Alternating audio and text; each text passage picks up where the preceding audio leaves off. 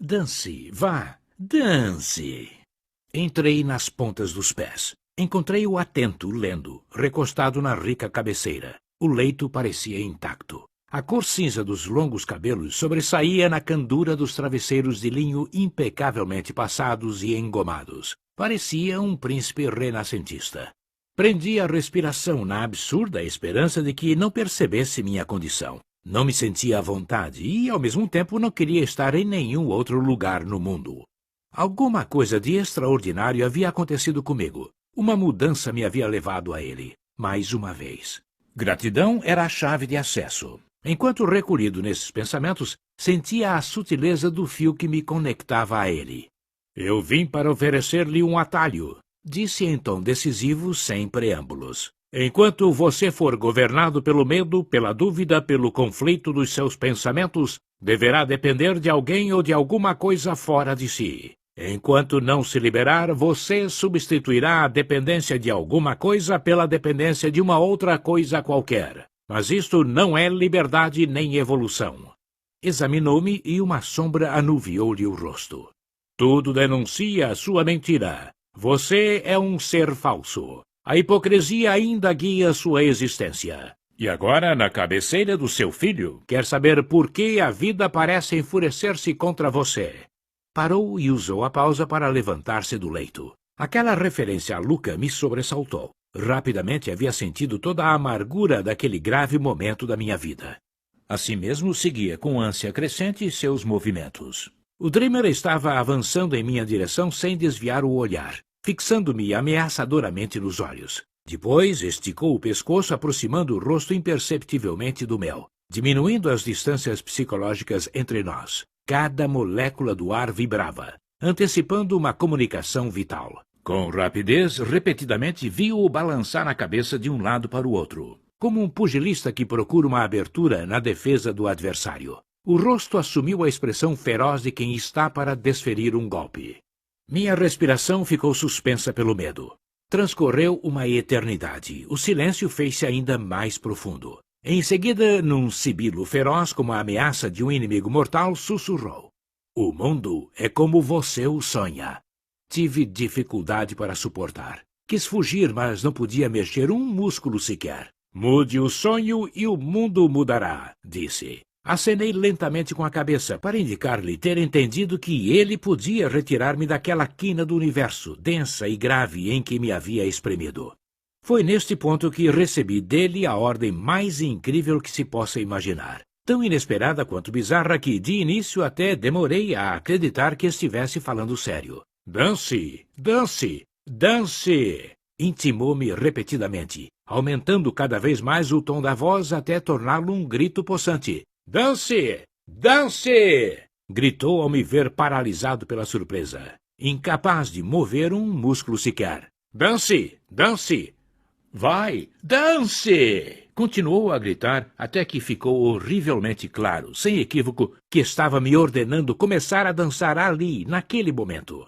O medo e o desconcerto transformaram-se em uma repentina e irrefreável rebelião, liberação da vergonha de anos e de uma repugnância sem fim. Desencadeada pelo evidente absurdo da exigência do Dreamer, a hipocrisia de sempre encontrou ocasião fácil para ostentar sentimentos de pai e manifestar dor pelo meu menino. Na luta que me dilacerava intimamente, venceu a parte decadente. Desabafei aquele monte de falsidades que eu era. Dançar? Perguntei, fingindo verificar ter entendido bem, mas carregando a pergunta com toda a violência de quem acredita ter razão para dar e vender, e por isso tem o apoio de todo o mundo. Deverei dançar enquanto meu filho está em perigo de morte? Perguntei, desafiante. Tive apenas tempo de vê-lo dar um salto em minha direção com a velocidade de um tigre. Seu rosto tinha se transformado em uma máscara de violência. Não é seu filho que está em perigo de morte, mas você. E não somente agora, mas sempre. Você é vivo e sincero apenas sob ameaça. O Dreamer arremessou-se contra mim resoluto, com os punhos erguidos, frementes, os olhos fora das órbitas, as veias da testa pulsando de raiva como torrentes furiosas. Tentei proteger-me levantando os braços, mas aquele movimento ficou pela metade e deixou o rosto descoberto. Eu estava paralisado pelo susto. Não podia me desviar daqueles olhos ameaçadores que agora estavam a poucos centímetros de mim, fixos nos meus. Imóvel, inerte, via-os brilhar como carvão aceso. Somente então notei, com pavor, que suas pupilas estavam atravessadas por um sorriso de misteriosa crueldade. Quando finalmente consegui interpretar a ferocidade, não tive tempo de me aterrorizar. Vibrou duas fintas, alternando os punhos contra meu rosto, como teria feito com um saco de treinamento de boxe. Depois inspecionou meus olhos para avaliar o efeito do gesto sobre mim. Eu estava assustadíssimo. "Não mexa os olhos!" gritou, continuando a examinar minhas pupilas, como se procurasse um corpo estranho, perigoso. Era um gesto que, na interação entre homens, não havia jamais visto antes. "Não os mexa!" determinou mais vezes, gritando e prolongando terrivelmente a vogal final da palavra, deparando-se com minha incapacidade de obedecer à sua ordem. Assim ficamos, olho nos olhos, predador e presa, por um tempo que me pareceu infinito. Num sibilo mais terrível que seu grito disse: "Esta monstruosidade deve sair para sempre." Não sabia sobre quem ou sobre que coisa em mim estivesse falando.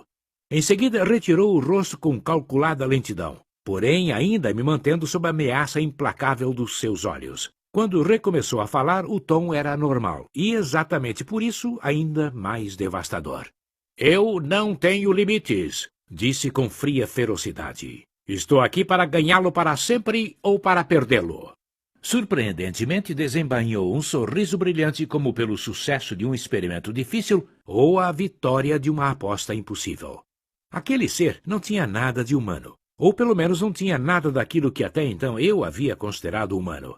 Sem mais referências, cambaleei. Senti o horror e o desconcerto soprarem em meu pescoço. Meu corpo transformou-se num único e longo arrepio. Teria preferido 100 vezes sua explosão de ira a aquele seu inumano sorriso.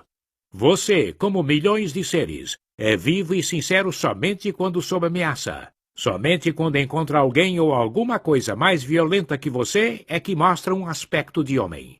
Por um instante fiz você de espelho e você recuou diante da sua imagem refletida, como sempre fez na vida. Teve medo da sua própria violência. Está horrorizado porque não se conhece", disse com um tom já normal. Seu rosto tornou-se subitamente sereno e pacato, sem fotogramas intermediários.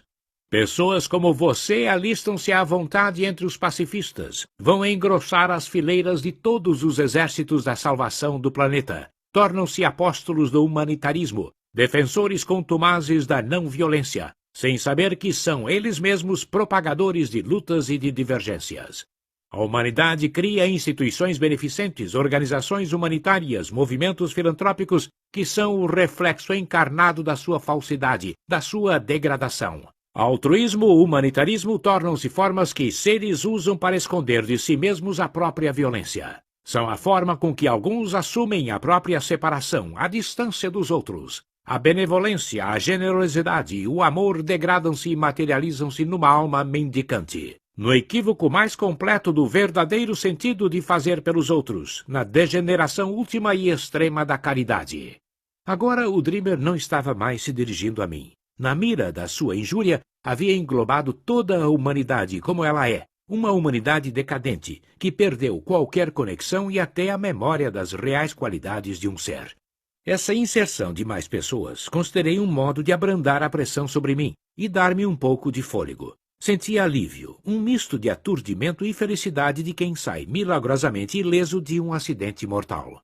O sabor de uma liberdade desconhecida, de imperceptível, fez-se sempre mais forte, até planificar o ser. Era um nascimento. Era aquela a minha primeira respiração. Atravessou meus pulmões, renovados como um fogo líquido que os preencheu infinitamente. Mas aquela trégua durou pouco. O Dreamer aferrou-me entre suas garras, sem piedade, como faz uma fera que se detém por alguns instantes para lamber a presa ainda palpitante e depois retoma seu cruel banquete. O mal não é ser violento, mas sim não saber que o é. A violência é a reverberação de uma psicologia conflituosa, o efeito de um matar-se dentro. Quando recomeçou a falar, seu discurso tinha a solenidade de um sermão. Pensei que raramente à humanidade moderna chegaram palavras mais implacavelmente sinceras, insuportavelmente lúcidas e até insolentes como essas. Quem teria podido pronunciá-las? O primeiro trabalho a fazer é construir a si mesmo. A ignorância em relação a si mesmo convida todas as desgraças e as misérias que você pode observar na vida dos seres humanos. A vítima cria, meticulosa e inconscientemente, as condições para atrair seu perseguidor. Tem na escuridão do seu ser, por muito tempo tecida, a terrível rede que irá capturar seu algoz.